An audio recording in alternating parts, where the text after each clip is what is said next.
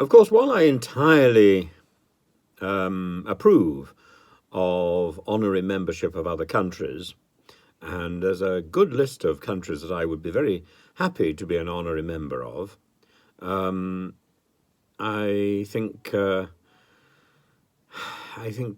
Boris Johnson's reception as an honorary member of Kyiv is not without a raised eyebrow. I mean, he is absolutely right in the sort of comments he makes and the jovial rebuttal of Mr.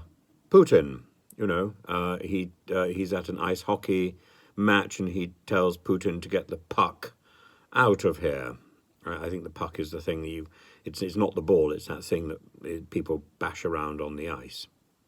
And he also makes a Charles Dickens reference. He says he's like the fat boy in Dickens. He wants to make our flesh creep. He wants us to think about it. He's never going to do it. And there he's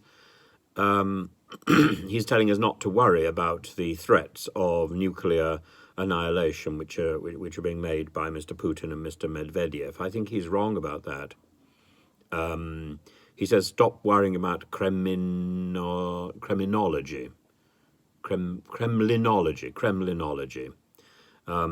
It's difficult enough to work out what's going on in UK politics, he says, let alone in the Kremlin. And what we've got to focus on is supporting the Kremlin and giving Vladimir Zelensky the tools that he needs to do the job. They can win, they will win, give them the tanks. And, so far, Britain has offered to supply Ukraine with, I think, 12 Challenger 2 battle tanks. These are tanks we aren't using. The problem with the offer of tanks from Britain, offer of tanks from Germany, offer of tanks from the United States is all of them have different weapons, all of them have different machinery, so all of them are going to require a different level and a different form of upkeep. If I were to be offered that as a present, I think I'd be very cautious about accepting it, because simply keeping these tanks in good repair while they do the work that I need them to do probably is not worth the effort. And it's gesture politics at the very best.